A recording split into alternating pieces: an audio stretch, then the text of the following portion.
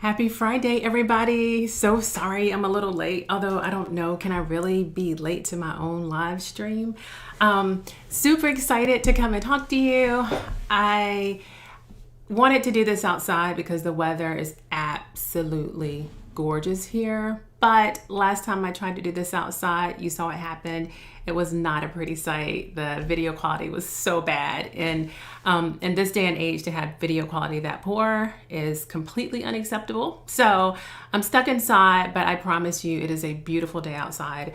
I wanted to come and chat with you guys. So I know a lot of you have been hanging out and seeing what I've been doing with, this food challenge that I've been doing, or this healthy living challenge. And so I've gotten questions like in my DMs and that sort of thing, and also on the site. So I decided I'd just come live, do a Facebook Live, LinkedIn Live, and just say hi and let you know that although you are not seeing the same number of pictures, I am still making those same healthy food choices. But before we jump into that, I do want to let you guys know today is my daughter's birthday. So she is turning 7. She's super, super excited. We have a lot of things planned for later this evening. And then we have a full blown massive party for her this weekend. So we are celebrating this child like nobody's business. But before I start my weekend, and hopefully before you start yours, like I said, I just wanted to jump in here and just say hi to you guys, let you know how, week 3 of my lifestyle change is going. But before we get started, I am Dr. Kanika. I'm a board certified internal medicine doctor. I'm also a diversity, equity, and inclusion consultant. I work with organizations that are committed to leveraging and creating opportunities for communities of color. And so my thing is I'm all about health, being a doctor, that's what I do, and equity, that's what I do. So putting them together, this is where we are. And so I started this lifestyle change because I knew I needed to do something. I was just really, really busy. I think like a lot of us are. I wasn't really taking care of myself because I had things to do. I'm a mom, I'm a wife, I'm a physician, I do consulting. So it's like I just wear so many hats, and I wasn't taking care of myself. I got to the point where I was eating pretty much anything. And then, like so many of us probably know, I just started noticing that things didn't fit, and they just didn't look the way I wanted to look. In addition to that, I also didn't like the way I felt, right? So I had an opportunity to join this group. And this group basically is 8 weeks. And for 8 weeks, actually 6 weeks of those 8 weeks, one of the main things you do is you eliminate anything that is processed. You eliminate fats, so no oils. There's also no dairy, gluten, carbs, nuts, sugar, all the things, right? And so people are like, what is this diet? Is it a keto diet? Is it keto, or is it whole foods? Or what is this thing? And I think the best way to describe it is, so technically a medical term is like an elimination diet. You take out like the most allergenic things out of your diet, and then see how you feel, because typically your fatigue, your mental fog, your mood, a lot of it can be linked to the foods that you're eating, the fact that you feel bloated every day. But most of us don't know that because this is the food that we eat every day, right? So the fancy word is an elimination diet. I think I'm going to start calling it an anti-inflammatory diet, because basically the goal is to decrease the inflammation in your body. And there's also no processed foods. So let's be clear. There's veggies, there is meat, and there is fruit. And if you're vegetarian, then you can substitute beans, protein that way instead of your meat. So you don't have to do meat, but that's all. And so when you try to eat organic, you try to avoid plastics, I haven't really focused too much on the plastics, but when you do that, you get to see like, who am I without like the sugar, without like these things that I think I have to have. There's also no snacking, because you're like resetting your body. I eat 2 times a day. That is it. I don't snack in between. I drink lots and lots of water. And so I haven't been posting a lot of pictures lately. And so that's what this is, right? And so I'm talking about eating my way to happiness and health, but the reality is that this is more than just eating. But that's what got me started, right? It was like, ugh, I gained some weight. Let me lose this weight. And I even remember initially I said, this is not about the weight. This is about being healthier. And I thought about that later. And the reason I said it wasn't about the weight is because we live in a society where if you say you want to lose weight, and I talked about this a little bit, people say you need to love yourself, love the way you are. You can almost be shamed for wanting to lose weight and accused of not loving yourself. And so I initially was like, this isn't about losing weight, it's about being healthy. Well, it's about both, right? We all have sizes where we feel the most comfortable, where we feel our healthiest. And so my healthy size may not be your healthy size, and your healthy size may not be my healthy size. And so really, really stepping into this place where like there's no judgment to what you consider to be your healthy size. And like, it's okay if I want to lose weight, if I want to go back to, the size I was before I had 3 kids, it's okay. And so I wanted to come out and say that yes, I have lost weight. Yes, I am proud of the fact that I am getting closer to where I was before I had 3 kids. Yes, in 3 weeks, I've lost 12 pounds and I am so excited. And kudos to you if you don't need to lose weight, if you're super, super happy with where you are, awesome. And kudos to those of you who are like, ooh, I would love to lose 5 pounds, 10 pounds, 100 pounds, So just putting that out there, that will happen with this because once you cut out the sugar, once you cut out the oils, once you cut out all the processed food and the carbs, like that kind of stuff, you're gonna lose weight. If you're not snacking, if you're not drinking alcohol, you're gonna lose weight, right? So that's like a nice kind of side bonus. What I will tell you is I did reach a point where I wasn't really losing weight and I was still eating the same amount. And I was like, why am I not losing weight anymore? And so then, and this is what I want to talk to you about, because this is not just about food, right? Being happy and healthy is not just about food. It's not just about weight. Those are some of the proxies that we look at to determine if we're happy maybe, but it's not about that. So for me, the other parts are also really important. So am I getting enough sleep?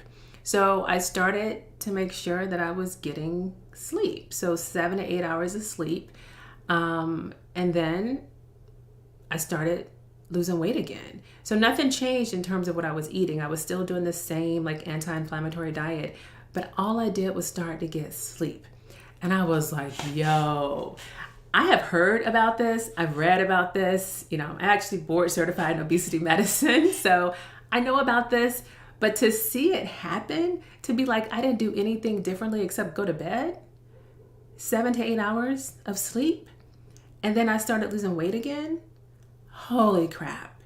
Everybody needs to know about this. If you can lose weight in your sleep, why aren't we sleeping? Why aren't you sleeping? So I just wanted to share that because I was like, yo, this is magical. I am sleeping, and by sleeping, when you get enough sleep, it decreases your stress hormones. It does a whole lot of stuff with the hormones. And those hormones determine whether we lose weight, gain weight, etc. And I was like, well, I got to tell people, I got to tell you, go to sleep. You're trying to lose weight, go to bed.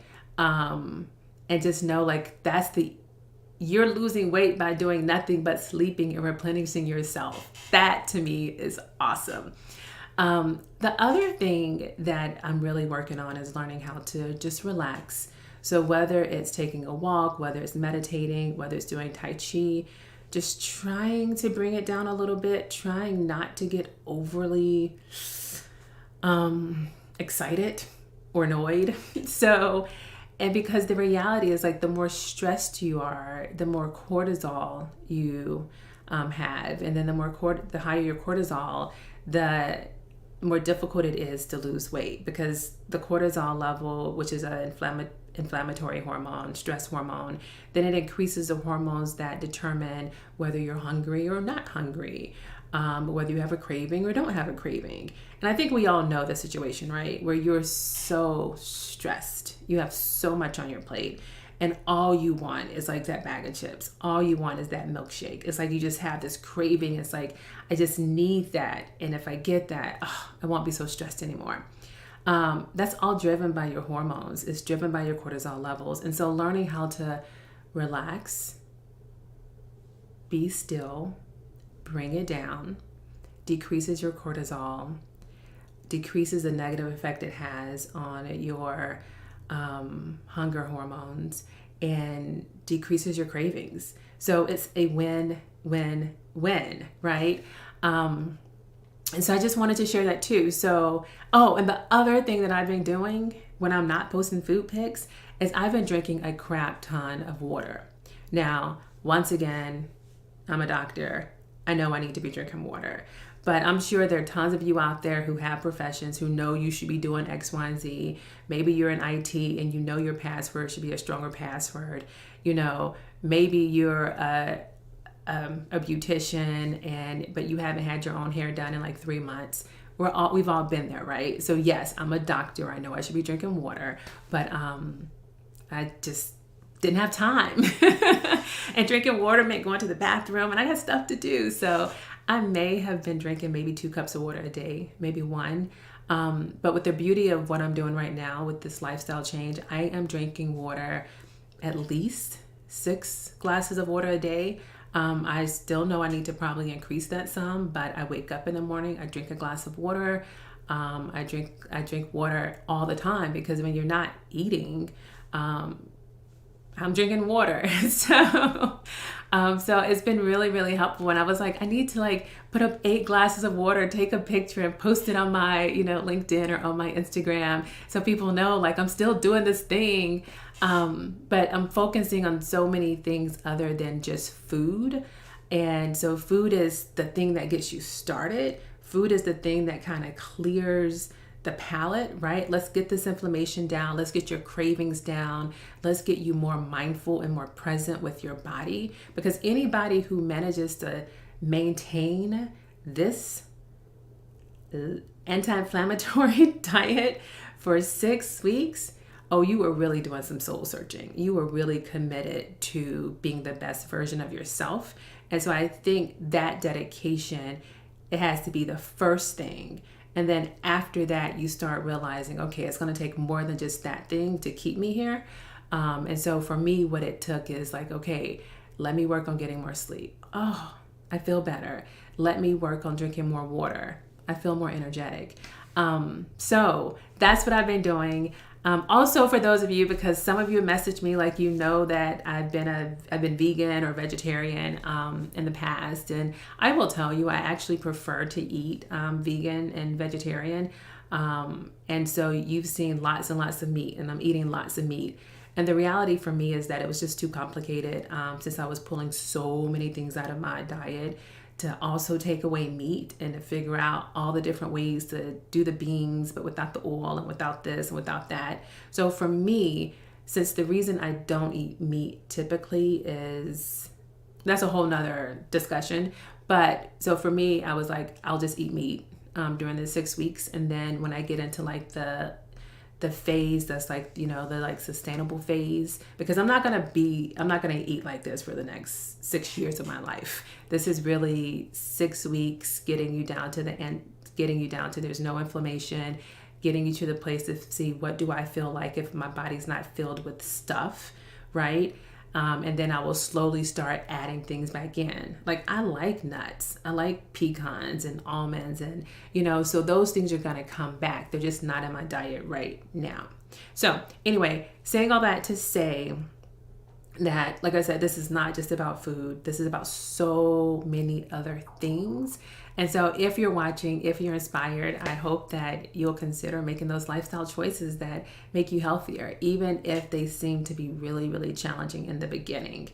The other reason I stopped posting food pictures is because as you become more mindful, you get a certain amount of clarity. And I felt some kind of way posting these beautiful pictures of food on Facebook and Instagram and LinkedIn, especially because I was recognizing my privilege, the fact that I can take out all of those food groups, all of those food types, and there was still an abundance of food for me to eat. So much food that I'm like, why can't everybody do this? There's so much you can eat, even if you don't eat any of those other things. And it was interesting because I saw the engagement that I got, right? Like, y'all love to see people talk about food. Y'all love to see food pictures. We love food, right? It's something about food and the big colorful boxes and the big colorful pictures that we just love. And I really felt, my privilege, and I felt guilty. I felt guilty for having access to such healthy, quality food when I know a lot of people don't.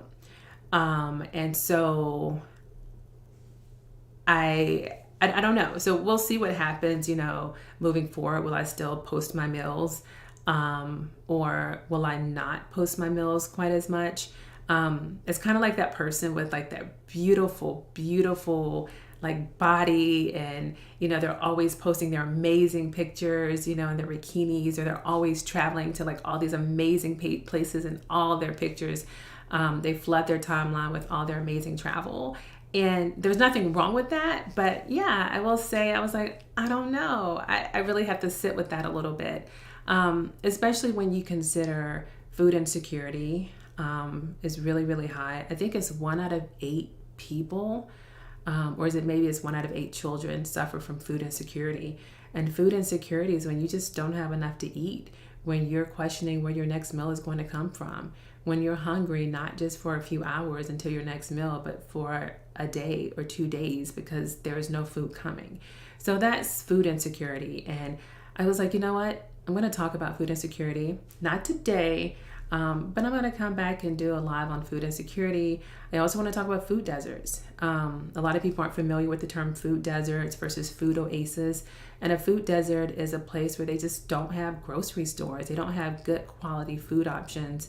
I think in an urban center, it's within a mile of where they live. And in a rural, more rural setting, it can be a little bit further out, maybe 4 to 8 miles. I'm not sure. But that's huge. But then there are other communities where there is such an overabundance of food places, quality food, where there's a farmer's market and a Publix and a Kroger, maybe 2 to 3 Krogers and a Sprouts and a Whole Foods, all within like a 2-mile radius. And just having that amount of access to healthy food allows you to make healthier choices. Once again, I'm not going to go deep into that right now because that's not what this is, because I can do a whole discussion about, food insecurity, food deserts versus food oases. Some people even go so far as to call food deserts food apartheid. So, I think there's some really amazing, interesting things to get into. But I bring that up to say that if you don't see me posting pictures of food, it's not because I'm not still maintaining this lifestyle. It's because my focus has shifted somewhat, shifted towards getting more sleep, shifted towards drinking more water, shifted towards trying to manage my stress level, and shifted toward recognizing that I have a privilege and an abundance. And with that privilege and abundance, I should be doing something. And so I think that's a win-win when I'm like, I started doing this thing because I gained a little weight. And now I'm like, wait a minute, what organizations can I give to that are addressing food insecurity and food deserts, and how can I get more involved? So I'm gonna come back and I'm gonna share that with you. And I hope you're just as engaged with that as you are with like the food, because listen, food is amazing. Food is wonderful. As nations, we've killed each other for food. As humans, we've killed each other for food. Food it matters, right? Not to say it doesn't matter. And I'm glad that there are those of you inspired by my food pictures. And who knows, I may start reposting again, next week. But for right now, I just pulled back just a little bit because I wanted to sit with that feeling that I was having of my privilege and my abundance, and making sure that I was being considerate and thoughtful to those who may not have the same access. And so, like I said, we're going to talk about that because, hey, I am equity. And so food equals health, and lack of food, leads to disease. So anywho, I hope you guys have an amazing Friday. I hope you've been making some healthier choices. Rome was not built in a day. So if you say, hey, I'm not giving up all that stuff that she's given up, but maybe you're like, I'm not going to drink alcohol for a month. See how you feel. I'm not going to do carbs for a month. See how you feel.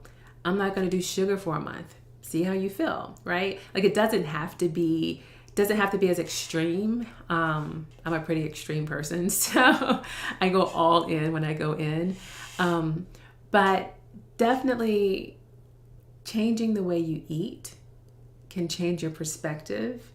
It can change your outlook, and it can truly make you happier. And as Jason says, take it one step at a time. Absolutely. I am definitely, this is a journey, and it's been fun. I'm definitely, well, not always fun, but I am liking the effects of it. And so I'm going to make it through 8 weeks and then slowly start adding things back in. I'll come back next Friday to check in and let you know how it's going. And like I said, any questions, anything, drop them in the chat. If this is inspiring you to maybe to consider to make those lifestyle changes that lead to a healthier, better you, hey, I would be privileged and honored to be a part of that thing that makes you reconsider your lifestyle and to ensure that you're living your best, most authentic life. So make good choices. Every day is a choice. And thanks for hanging out with me. And I hope you have some amazing plans for this weekend. I hope the weather's just beautiful for you as it is here in Georgia. Once again, something else I don't take for granted given the storms that have been raging over the past week. I know that right now in a really, really fortunate place.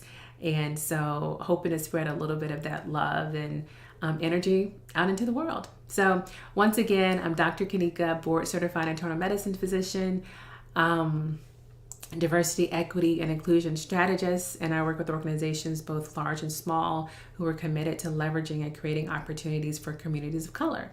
So you can follow me at all social media outlets at Dr. Kanika MD.